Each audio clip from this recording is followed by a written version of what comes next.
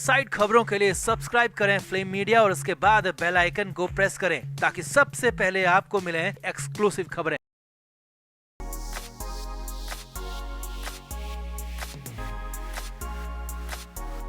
महाराष्ट्र चुनाव को लेकर चुनावी बिगुल पार्टियों ने फूंक दिया। हरियाणा में माहौल के बाद भी हार मिली तो कांग्रेस और कांग्रेस के राष्ट्रीय नेता राहुल गांधी महाराष्ट्र में सुपर एक्टिव हो गए हैं। महाराष्ट्र की राजधानी मुंबई खुद पहुंच गए। अब मुंबई में सोमवार की सुबह सुबह राहुल गांधी ने बैठक बुला ली जिसमें कांग्रेस के कई बड़े नेता शामिल हुए। अब इस मीटिंग में उद्धव ठाकरे भी आ गए जिसके बाद हंगामा हो गया। नाना पटोले नाराज हो गए, भड़क गए। राहुल गांधी की बात तक को भी सुनने को तैयार नहीं थे। तो क्या क्या हुआ मीटिंग में, कैसे वो हंगामा, फिर क्या हुआ, सब कुछ आपको दिखाते हैं, बताते हैं। आप भी इस वीडियो को शेयर करें और कमेंट बॉक्स में अपनी राय जरूर दें।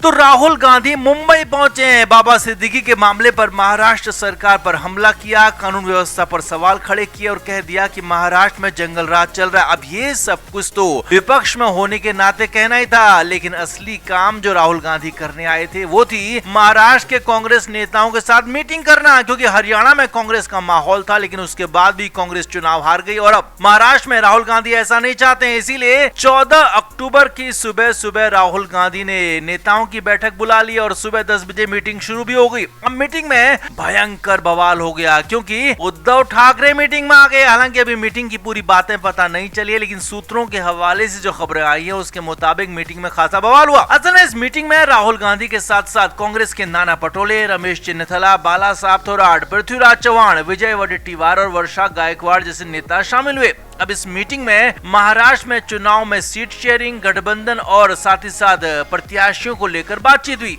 अब राहुल गांधी भी यही चाहते हैं कि राज्य में कांग्रेस कम से कम 110 से 115 सीटों पर चुनाव लड़े और यही बात नाना पटोले भी चाहते हैं और बातचीत इसी से शुरू भी हुई। अब जैसे ही बात आगे बढ़ने लगी तो सूत्रों के मुताबिक पृथ्वीराज चौहान बीच में ठाकरे को लेकर आ गए। जी हाँ, उद्धव ठाकरे खुद तो नहीं पहुंचे लेकिन उनका नाम, उनकी चर्चा, उनका जिक्र कांग्रेस की मीटिंग में आ गया। पृथ्वीराज चौहान ने उनका नाम यहाँ पर ले लिया। पृथ्वीराज चौहान ने कह दिया कि उद्धव ठाकरे 115 सीटें कांग्रेस को देने पर तैयार बिल्कुल भी नहीं होंगे, इसमें दिक्कत आ सकती है, मुश्किल हो सकती है। बस फिर क्या था, नाना पटोले भड़क गए। जी हाँ, पृथ्वीराज चौहान सीनियर नेता जो कि कांग्रेस के हैं, उन्होंने जैसे ही कहा कि उद्धव ठाकरे इस पर नहीं मानेंगे तो नाना पटोले ने खड़े होकर कह दिया कि ये कैसे हो जाएगा, हमारी पार्टी का काम और हमारी पार्टी की सीटें वो कैसे तय करेंगे, ये हम तय करेंगे। हमारा गठबंधन होगा, किस पर होगा, किस बात पर होगा, ये हम तय करेंगे और हम पहले ही मान लें कि उद्धव ठाकरे मानेंगे या नहीं मानेंगे तो ये तो हमारी पहले ही हार हो जाएगी और इससे बेहतर तो यही होगा कि हम चुनाव ही ना लड़ें। जी हाँ, अब राहुल गांधी ने यहाँ पर नाना पटोले को रोकने की कोशिश की, बैठाने की कोशिश की, लेकिन नाना पटोले नाराज थे, बेहद ज्यादा गुस्सा थे और माने नहीं। नाना पटोले ने साफ साफ कहा कि बाहर का कोई भी आदमी कांग्रेस का भविष्य, कांग्रेस का काम तय नहीं कर सकता और उद्धव ठाकरे तो बिल्कुल भी नहीं। अब यहाँ पर राहुल गांधी को भी बोलना पड़ा कि नाना पटोले मैं आपके साथ हूँ, आपकी बात का मैं भी मानता हूँ और आपकी बात को मैं भी समर्थन करता हूँ। उसके बाद नाना पटोले शांत हुए और पृथ्वीराज चौहान जो कि सीनियर नेता हैं उनसे कहा गया कि इस तरह की सोच से बचना होगा क्योंकि अब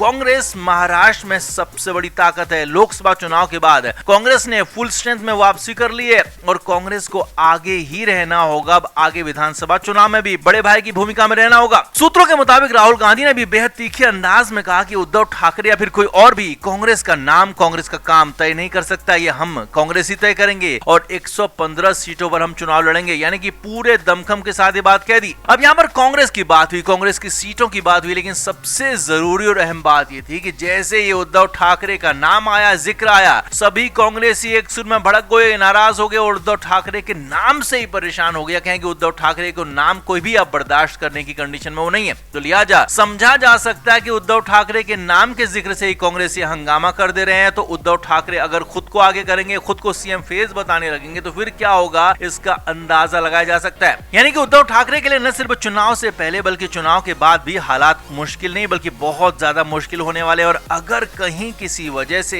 कांग्रेस और एनसीपी शरद पवार की ही सीटें इतनी आ जाती हैं कि वो सरकार बनाने लायक हो जाए तो हो सकता है कि उद्धव ठाकरे को इस नई सरकार में भी साइडलाइन कर दिया जाए। हालांकि अभी तो चुनाव होने बाकी है, किसकी सरकार बनेगी ये तय नहीं हुआ, लेकिन हाँ एक अंदाजा जो लगाया जा रहा है उसके मुताबिक ये बातें कही जा रही है। तो आपका इस पूरे मामले पर क्या कहना है? क्या वाकई में कांग्रेसी अंदर खाने उद्धव ठाकरे को बिल्कुल भी नहीं पसंद करते और इसी वजह से उद्धव ठाकरे को इन विधानसभा चुनाव में नुकसान भी उठाना पड़ सकता है? कमेंट करके आप भी अपनी राय जरूर दें और वीडियो को शेयर भी करें।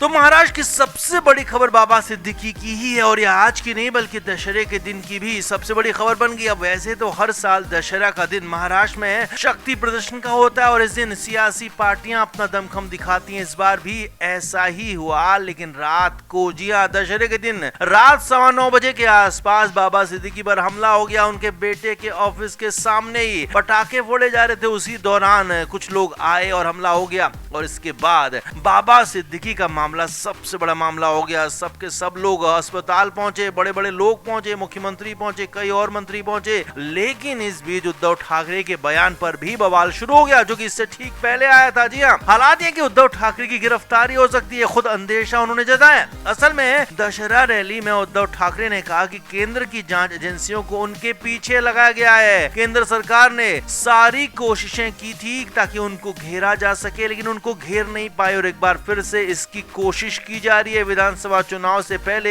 जी हाँ, ये बड़ी खबर बता रहे हैं। उद्धव ठाकरे ने कहा कि विधानसभा चुनाव से पहले एक बार फिर से उन पर भी हमला हो सकता है। केंद्रीय एजेंसियों को उनके पीछे लगा गया है, सीबीआई को, ईडी को, एनआईए को, कई सारी एजेंसियां उनके पीछे लगाई गई हैं ताकि उन पर कार्रवाई की जा सके, उनको पकड़ा जा सके, गिरफ्तार किया जा सके, जेल में डाला जा सके। उद्धव ठाकरे ने कहा कि बीजेपी डर गई है और इसीलिए ऐसे काम करने लगी है। अब उद्धव ठाकरे ने कहा कि बीजेपी डर गई है और इसके पीछे केंद्रीय एजेंसियों को उनके पीछे लगाया गया इसी वजह से, यानी कि ठीक चुनाव से पहले उद्धव ठाकरे को यहाँ पर गिरफ्तार किया जा सकता है। वजह क्या है, कौन सा मामला है, किस मामले में उनको पकड़ सकती है केंद्रीय एजेंसी? हालांकि ठाकरे ने ये नहीं बताया, लेकिन हाँ, ये जरूर बताया कि उनको गिरफ्तार करने की पूरी तैयारी हो रही है। तो इसीलिए यहाँ पर पूरा बवाल इस मामले पर भी शुरू हो गया है। दशहरे के दिन शाम से ही इस मामले पर बवाल होता, लेकिन बाबा सिद्दीकी का मामला यहाँ पर बढ़ गया, लिहाजा अब ये मामला भी इस बीच बढ़ता जा रहा है। उद्धव ठाकरे के बयान पर भी बवाल बढ़ता जा रहा है और ठाकरे को इस बीच, यानी कि इस पूरे मामले में जब बाबा सिद्दीकी का मामला तूल पकड़ रहा है, तो इस बीच अगर उद्धव ठाकरे को भी एक्शन होता है, उनको भी जेल डाला जाता है, तो महाराष्ट्र में उबाल आ सकता है, नया बवाल हो सकता है। तो आप क्या मानते हैं, ठीक चुनाव से पहले क्या बीजेपी ये रिस्क लेगी कि उद्धव ठाकरे को जेल भेज दिया जाए या फिर नहीं? कमेंट बॉक्स में आप जरूर बताएं और वीडियो को शेयर भी करें।